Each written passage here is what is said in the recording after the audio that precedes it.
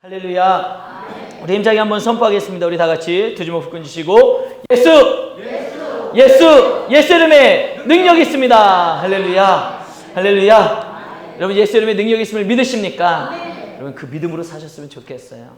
그래서 어떠한 일을 만나든지 어떠한 상황과 여건 가운데 처한다 할지라도 우리의 표어를 마음에 새기고 생각하며 예수 이름의 능력이 있습니다. 그 믿음으로 기도하며 주 하나님 앞에 모든 걸 맡기며 살아갈 수 있는 믿음의 성도님들 되시기를 주님의 이름으로 축복합니다.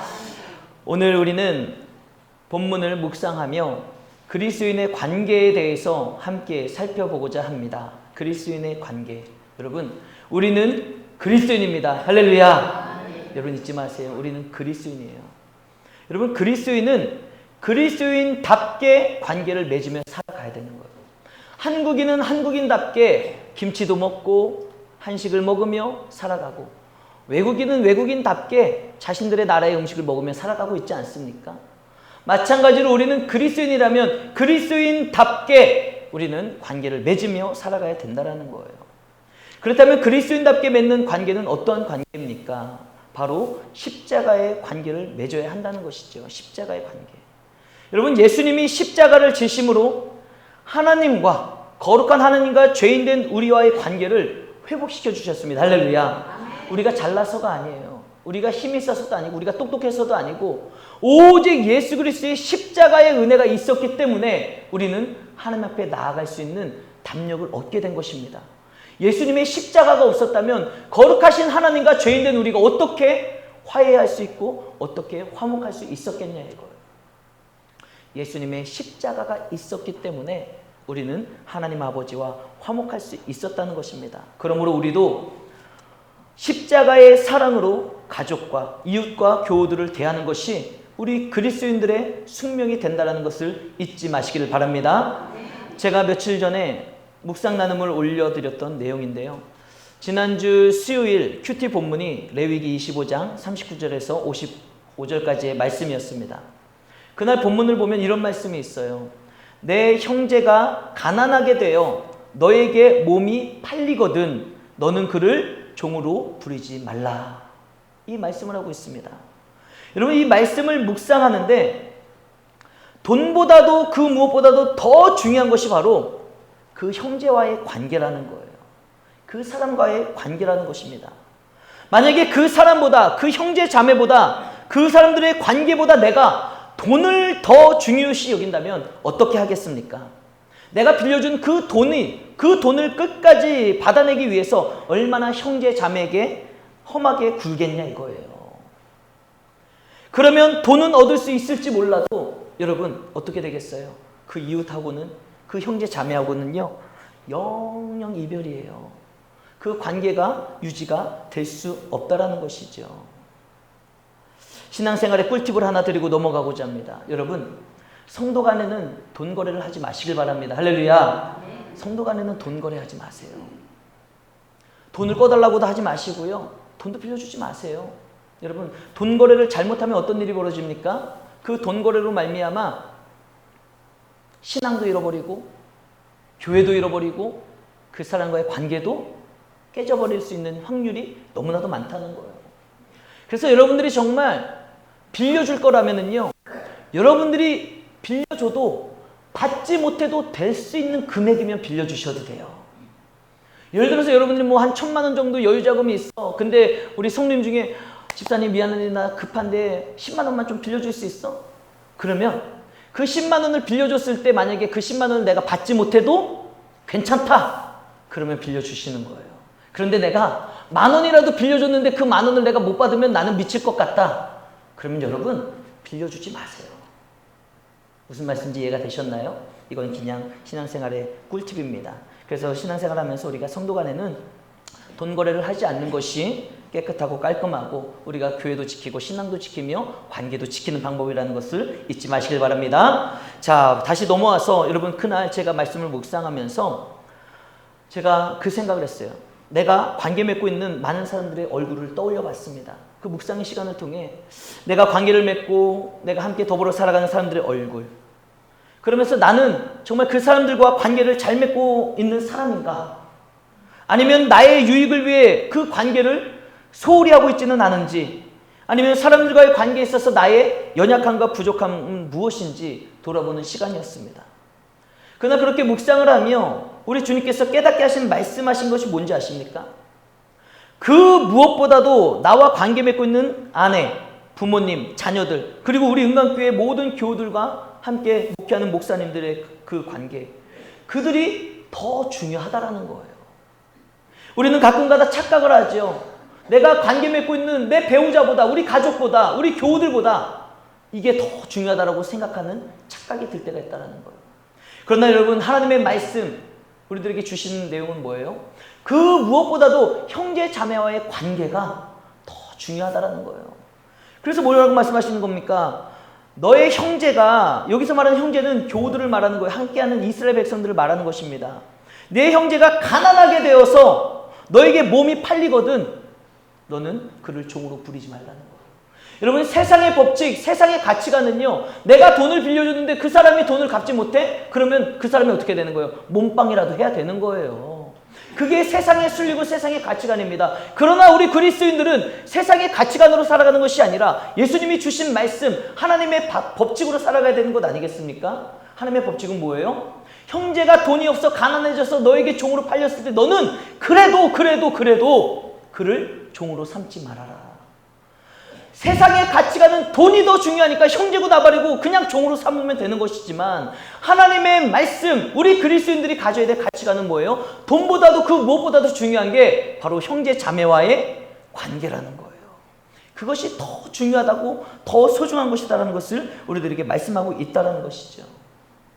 그래서 우리가 그 관계를 아름답게 좋게 유지하고 만들어가기 위해서는요, 반드시 나의 희생이 있어야 되고요, 나의 헌신이 있어야 되는 거고요, 또한 그 사람들을, 상대방을 이해하고 배려하는 것이 필요하다는 것을 그날 말씀을 통해, 묵상을 통해 저에게 깨닫게 해주셨습니다. 사랑하는 성도 여러분, 기억하십시오. 여러분들의 인생에 있어서 그 무엇보다도요, 하나님께서 여러분들에게 만나게 하신 사람들, 하나님이 여러분들에게 만나게 하신 사람들이 있잖아요. 이렇게 교우들도 하나님이 여러분들에게 만나게 하신 사람들이고, 여러분들이 결혼을 하거나 가정을 이루거나 그 가정에서 태어났다면 하나님이 그 가정의 가족들을 만나게 하셨다라는 거예요. 뿐만 아니라 직장 생활을 하며 어느 곳에 있든지 여러분들이 만나는 사람들은 하나님의 섭리 가운데 만나게 되는 줄 믿으시길 바랍니다. 그러므로 그 관계를 여러분 소중하게 여길 줄 알아야 되는 거예요. 소중하게 여겨야 되는 관계라는 것을 깨닫고 그리스도인답게 주님을 닮아가며 십자가의 관계를 맺어갈 수 있는 저 여러분 모두가 되기를 주님의 이름으로 축복합니다. 저는 이렇게 서론을 통해 우리의 관계가 그렇게 중요하다는 것을 말씀드린 거예요. 이어지는 오늘 본문을 통해 나아간다면 우리 본문은 이렇게 시작하고 있습니다. 우리 본문 마태복음 5장 21절 함께 읽어보겠습니다. 시작. 옛사람에게 말한 바 살인하지 말라. 누구든지 살인하면 심판을 받게 되리라. 아멘. 여러분, 옛사람에게 말한 바, 예수님께서 지금 말씀하시는데 옛사람에게 말한 바라는 것은 뭐예요? 옛사람에게 말한 것은 뭘 의미하냐? 그 옛날에 출애굽한 이스라엘 백성들, 모세에게 말한 바, 한마디로 뭐예요? 율법을 말씀하고 있는 거예요. 모세와 이스라엘 백성들의 옛날에 너희 선조들에게 말한 바, 즉 율법에서 말씀하시기를 뭐라고 얘기했어요? 살인을 하면 누구든지 심판을 받게 된다는 거예요.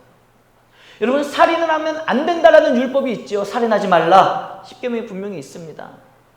그 살인하지 말라라는 그 하나님의 말씀 율법 십계명을 오늘 예수님은 왜 오셨어요? 지난주에 말씀드렸잖아요. 예수님은 왜 오셨습니까? 율법을 완전하게 하시기 위해서. 율법을 완전하게 하기 위해서 오신 예수님께서 오늘 십계명 중에 살인하지 말라는 이 계명을 완전하게 하시기 위해서 말씀을 하시는 거예요. 그것은 뭐냐? 살인에 대한 진정한 율법의 의미가 무엇인지를 오늘 예수님께서 재해석해 주심으로 말미암아 그냥 문자 그대로 육체적인 살인뿐만 아니라 오늘을 살아가는 저와 여러분들에게 심각하게 여기며 심각하게 받아들이고 지켜야 될 일들이 있다라는 거예요. 그렇다면 살인에 버금가는 죄가 무엇인지, 정말 그 율법에는 그냥 살인하지 말라, 그 율법대로는 육체적인 걸 말하는 것 같지만 너희들이 그렇게 들었으나 내가 이렇게 말하노니 어떤 것을 이야기합니까? 본문 마태복음 5장 22절입니다. 함께 읽겠습니다. 시작. 나는 너희에게 이르노니 형제에게 노하는 자마다 심판을 받게 되고 형제를 대하여 나가라 하는 자는 공회에 잡혀가게 되고 미련한 놈이라 하는 자는 지옥불에 들어가게 되리라. 아멘. 여러분, 예수님의 말씀에 귀를 기울이시기 바랍니다. 우리가 관계 맺고 있는 사람들에게 분노하는 것이 여러분 살인하는 것이나 마찬가지라는 거예요.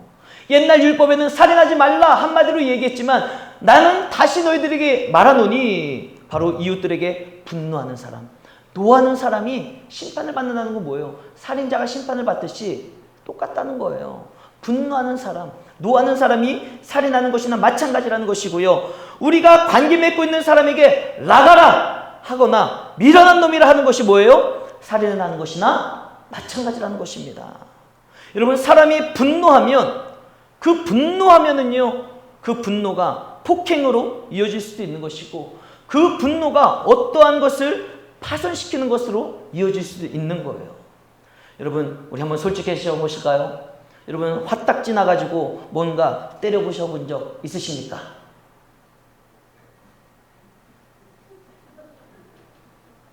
없다는 거예요? 있다는 거예요?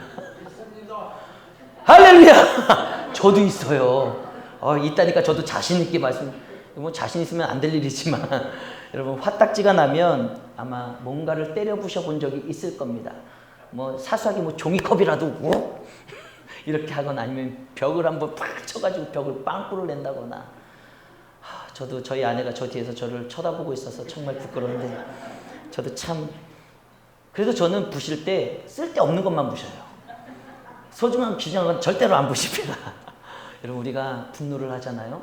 분노를 하면은요, 그 뭔가를 때려 부시며 우리가 폭력적으로, 폭행으로도 이어질 수가 있는 거예요. 여러분, 근데 한번 생각해 보십시오. 그런 모습이 만약에 연약한 아내 앞에서 또는 힘없는 자녀들 앞에서 그렇게 저지른 행동이고 분노였다면 그 모습을 지켜보는 아내와 자녀들의 마음에 얼마나 큰 상처가 되겠습니까? 근데 반대로요, 우리 자녀들도요, 생각해 보세요.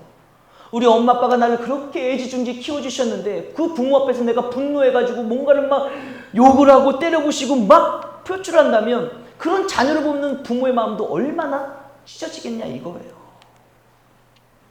저도 이렇게 순수해 보이고 온순해 보이고 얼마나 웃는 얼굴입니까?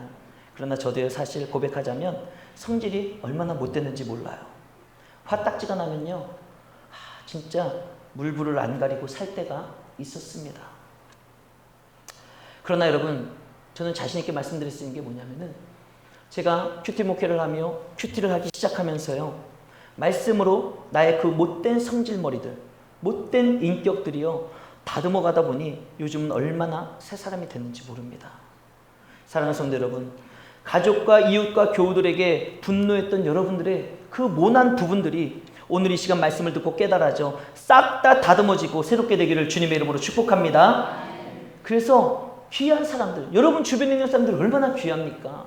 함께 신앙생활하는 구역 식구들, 우리 교우들이 얼마나 귀하고요. 함께 집에서 한솥밥 먹으며 살아가는 가족들이 여러분 얼마나 귀합니까? 그런데 그 귀한 사람들과의 좋은 관계를 맺어나갈 수 있도록 저와 여러분들의 성품과 인격이 성숙한 자가 되어지는 하나님의 은혜가 있기를 주님의 이름으로 축복합니다. 우리 힘차게 다 같이 한번 읽어보겠습니다. 시작! 분노하지 맙시다. 분노하는 것은 살인하는 것과 마찬가지입니다. 분노는 사람과의 관계를 망가뜨립니다. 여러분, 우리가 정말 함께 읽었던 이 문구를 좀 기억하고 정말 분노하지 않았으면 좋겠어요.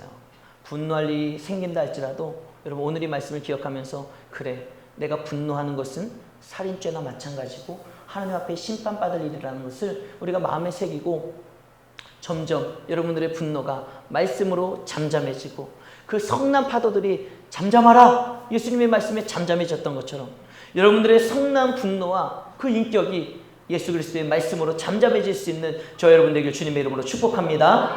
분노는요, 사람과의 관계를 망가뜨립니다. 내가 10번을 잘해도요, 100번을 잘해도요, 내가 그 사람에게 어느 순간 한 번 분노하고 표출하잖아요. 그 100번 잘한 거는요, 한순간에 싹 다 무너지고 사라지고 흔적도 없이 없어지고 마는 것입니다. 끝까지 참고 인내하며 분노를 사그러뜨릴 수 있는 예수 그리스도의 사람, 그리스도인 되길 주님의 이름으로 축복합니다.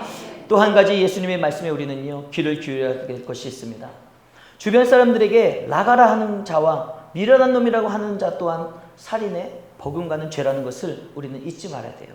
우리 다음 장 넘겨주시겠어요? 우리 힘차게 한번 읽어보겠습니다. 시작! 나가라 하는 것과 미련한 놈이라고 하는 것 또한 살인에 버금가는 죄입니다. 여러분, 나가라 하는 말이 무슨 뜻인지 아시죠? 바보, 멍청이를 뜻하는 아람어를 그대로 음역한 것이 바로 라가 이런 말입니다. 그런데 이 라가라는 단어를 히브리어 원문을 보면 성경이 뭐라고 어떤 뜻인지 아십니까? 텅 빈이란 뜻이에요. 텅 빈. 그러니까 다른 사람한테 넌 머리가 변냐? 이 바보야, 이 멍청이야. 좀 생각 좀 해. 그리고 미련한 놈이라고 말하는 것은요, 말 그대로 이 어리석은 놈아, 이 둔한 놈아 이런 뜻이에요.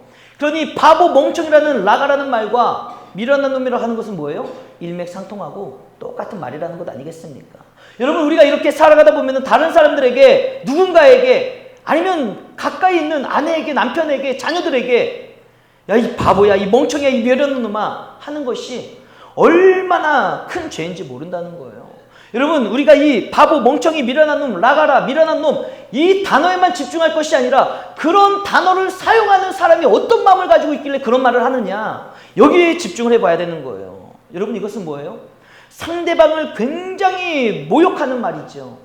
상대방을 굉장히 무시하는 욕설이 되는 겁니다. 상대방을 굉장히 업신여기는 말이 된다라는 거예요. 한마디로 말해서 나가라 하는 단어와 이 미련한 놈아 이렇게 말하는 것은 뭐예요? 인격 모독을 하고 있다는 겁니다. 그런데 예수님께서 말씀하시는 게 뭐예요? 분노하는 것이, 화내는 것이, 썩내는 것이 살인죄와 마찬가지로 심판받을 일이며, 나가라 하는 것, 즉 누군가를 인격 모독을 하는 것이 여러분 살인죄나 마찬가지라는 겁니다. 그런데 우리는 얼마나 교만한지 모릅니다. 내가 얼마나 잘났길래 우리는 그렇게 누군가를 인격 모독을 하고 멍청하다고 뒷담화를 하고 우리가 그렇게 살아가냐 이겁니다.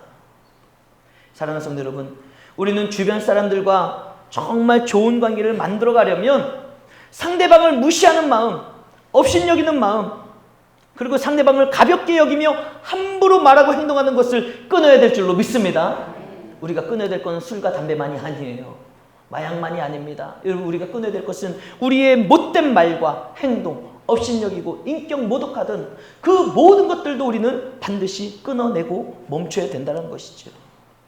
여러분, 우리들의 말과 행동과 상대방을 대하는 태도는요, 무의식적으로 반응하며 나갈 때가 많다는 것을 잊지 마십시오. 무의식적으로. 나도 모르게 그냥 말이 툭 튀어나가는 거예요. 무의식적으로.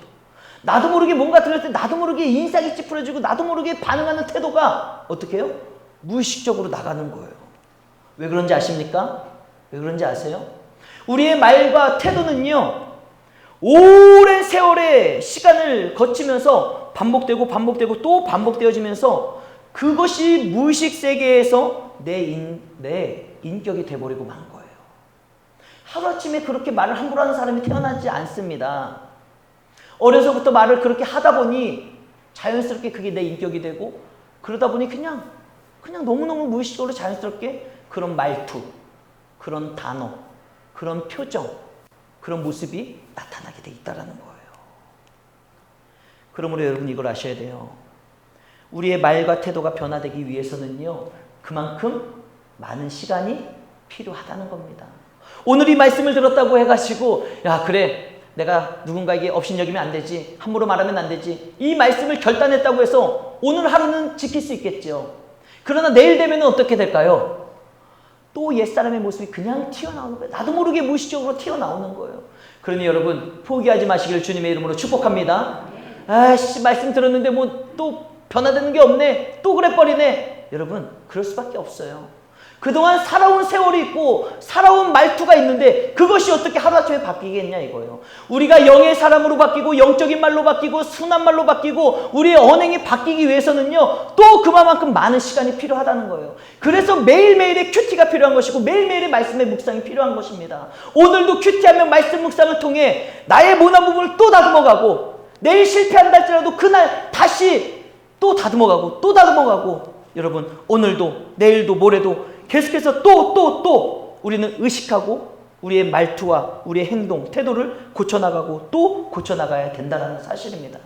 그러다 보면 여러분 그러다 보면은요 어느 순간 내 인격과 성품이 변화되어 있는 모습을 발견하게 될 줄로 믿습니다. 제가 근래에 우리 아내한테 너무너무 기분 좋은 말을 들었어요. 어떤 말을 들었냐면은 차를 타고 가는데 갑자기 저희 아내가 저한테 그러더라고요. 당신은 정말 멋진 사람이라고. 그런 말 여러분 들어보셨나요? 해보셨나요? 전 들었다니까요. 그래서 너무 기분이 좋잖아요. 왜 내가 왜 이렇게 멋진 사람이야? 그랬더니 내가 왜 당신이 이렇게 멋진 사람인 것을 왜 빨리 발견하지 못했을까? 그래서 그렇게 추상적인 말을 하면서 아무튼 멋지대요. 저는 그런 말을 들으면서 그 생각을 했어요. 내가 요즘 큐티를 하면서 날마다 내 말과 태도와 마음가짐을 다듬어 가니까 그걸 적용하며 살아가고 노력하니까 내 아내가 알아주는구나. 내가 그만큼 변화됐구나. 사랑하는 성도 여러분, 여러분들의 인격과 성품이 정말 예수 그리스도를 닮아가기를 주님의 이름으로 축복합니다. 한순간에 되지 않는다 할지라도 여러분 포기하지 마시고요. 오늘도 내일도 또 노력하고 조금씩이라도 다듬어 가시면서 여러분 거듭나고 변화되시길 바랍니다. 어느 순간 옆 사람이 알아주고 어느 순간 교우들이 알아주고 하나님이 다 보시고 알아주실 줄로 믿습니다. 여러분 그걸 아셔야 돼요. 예수님이 어떤 인격을 가지셨는지 어떤 성품을 가지셨는지 예수님은요 어린아이나 노인이나 차별하지 않으셨습니다. 가난한 사람이나 연약한 자나 아픈 자나 지저분한 사람 등등 그 어느 누구도 예수님은요 차별하지 않는, 가리지 않는, 무시하지 않는, 업신여기지 아니하는 그런 인격과 성품을 가지고 계셨던 분이 바로 예수님이라는 거예요. 그래서 예수님이 가시는 곳마다 얼마나 많은 사람들이 모였습니까? 그때 많은 사람들이 모일 때 어린애들도 막 예수님 앞에 나오니까 예수님의 제자들이 뭐라고 했어요? 애들은 가래잖아요. 근데 예수님이 뭐라고 말씀하십니까? 아니다. 왜 가라고 하느냐? 누구든지 막지 말아라. 누구든지 나오라. 다 내게로 나오라. 여러분 그런 열린 마음을 가지고 계셨던 성품, 인격을 가지고 계셨던 분이 바로 예수님이라는 거예요. 그런데 우리는 이 사람 저 사람 포띠고 찻대고 이 사람은 냄새나니까 싫고 이 사람은 뭐 하니까 싫고 이 사람은 뭐 하니까 싫고 우리가 막 다 갈라치게 하고 내 마음에 드는 사람, 좋아하는 사람, 깨끗한 사람, 잘 사는 사람 그런 사람들만 인격적으로 대하고 있지는 않습니까? 여러분 우리가 예수 그리스도의 성품으로 거듭나고 변화되어서 예수님을 닮아감으로 말미암아 열린 마음으로 어떤 사람이든지 다 존중할 수 있는 그런 성숙한 성도가 되기를 주님의 이름으로 축복합니다. 그런 예수님의 성품, 인격을 닮아갈 때 여러분 그때 우리 주변에 있는 사람들과 우리는 좋은 관계를 맺을 수 있는 거예요. 내가 분노하고 화를 내며 내가 막 업신여기고 함부로 말하고 대하면서 어떻게 우리가 좋은 관계를 맺어나갈 수 있겠냐 이겁니다.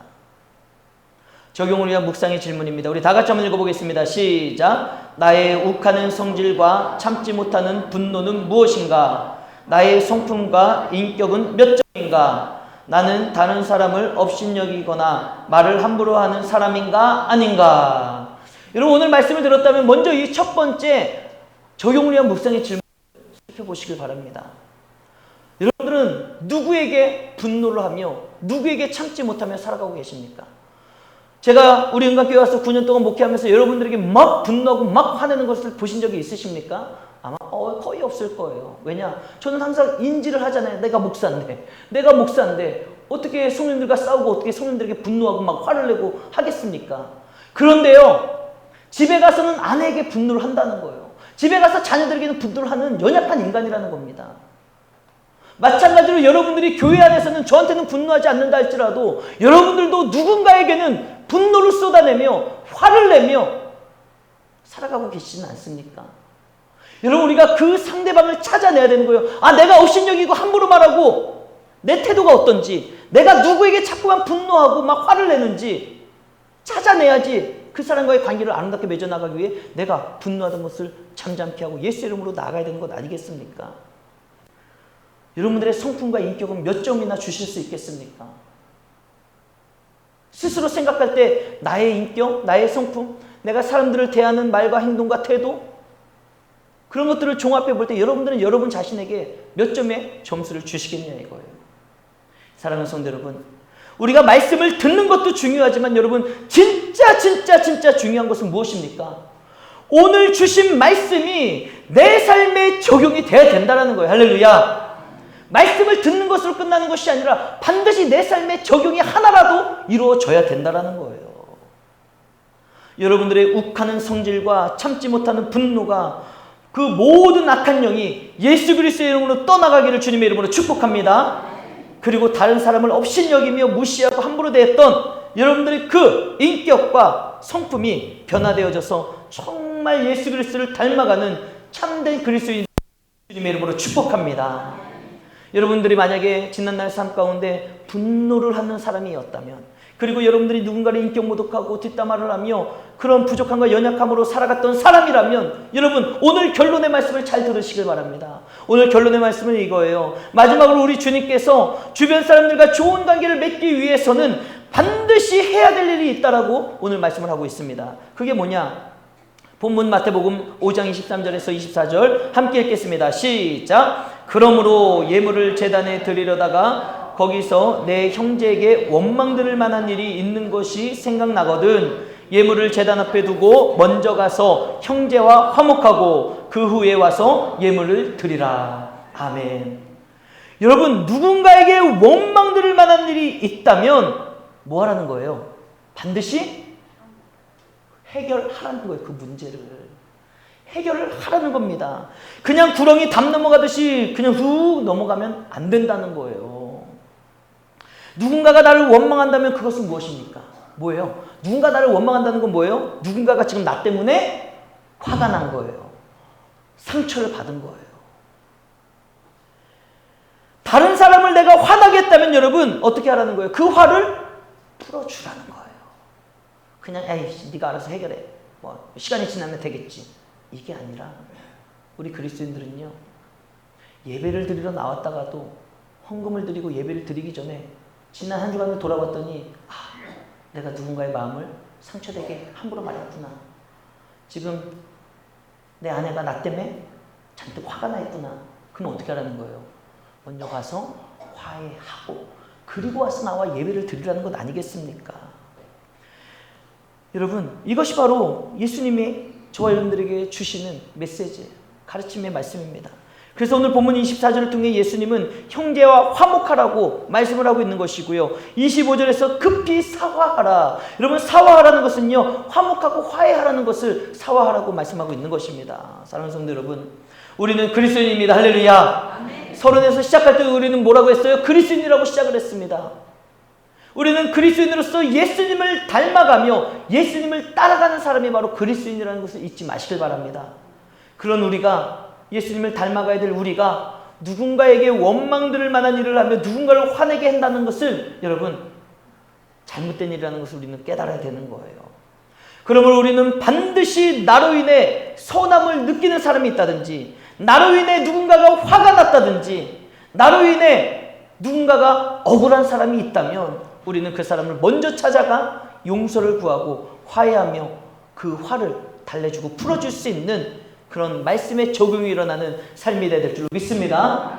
적용을 위한 묵상의 질문을 드립니다. 우리 읽어보겠습니다. 시작. 나를 원망하고 있는 사람이 있습니까? 나를 원망하는 사람을 대하는 나의 태도는 무엇입니까? 여러분, 여러분들을 원망하는 사람이 있는 것 같습니까? 없는 것 같습니까? 여러분, 이거는요, 몰라도 문제가 되고요, 알면서 가만히 있으면 더 큰 문제가 된다는 거예요. 지금 누군가가 나를 원망하고 있는데도 내가 그 원망을 받고 있는지, 누군가가 나 때문에 화딱지가 나 있는데도 그 사실을 모르고 있다면 여러분 얼마나 안타까운 일이에요.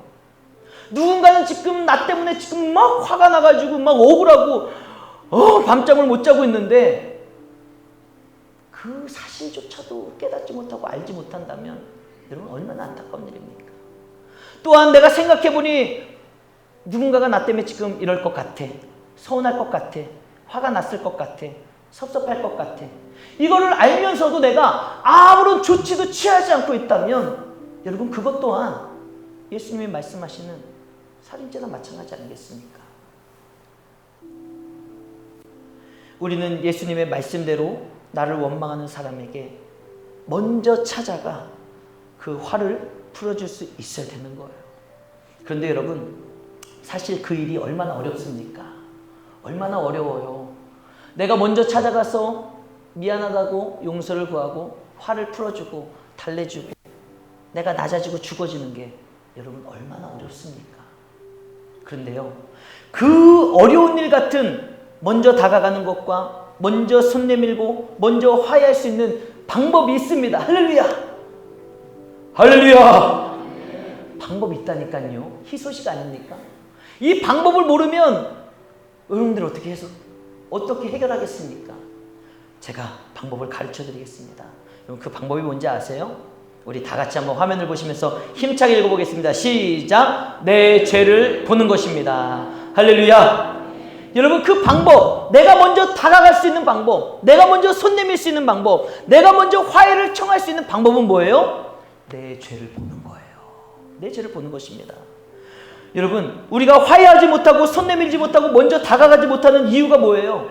내 죄를 보지 못하기 때문에 그러는 거예요. 내 죄를 못하고 상대방의 허물만 자꾸 보니까 어떤 마음이 드는 거예요? 저 사람이 잘못했고, 저 사람이 사과해야 되고, 저 사람이 손 내밀어야 되고, 저 사람이 섬겨야 되고, 저 사람이 낮아져야 되고, 저 사람이 죽어져야 되는 거예요. 그러니 나는 절대 죽어질 수가 없죠. 내 죄가 보이지 않는데 저 사람의 허물만 보이는데, 여러분, 그러나 똑같은 상황이라 할지라도요, 내 죄를 보기 시작하면은요, 상대방의 허물이 보이지가 않아요. 내 죄구나. 내가 잘못한 거구나. 내가 이 말을 하지 말았어야 되는구나. 내가 이렇게 반응했어야 되는구나. 계속해서 말씀으로 내 죄를 보기 시작하면 여러분, 우리는 그 어려워 보이는 화해의 길을, 사과의 길을, 용서의 길을 걸어갈 수가 있는 거예요. 우리가 해야 될 것은 무엇입니까? 내 죄를 볼 수 있도록 하나님의 은혜를 구해야지 되는 거예요.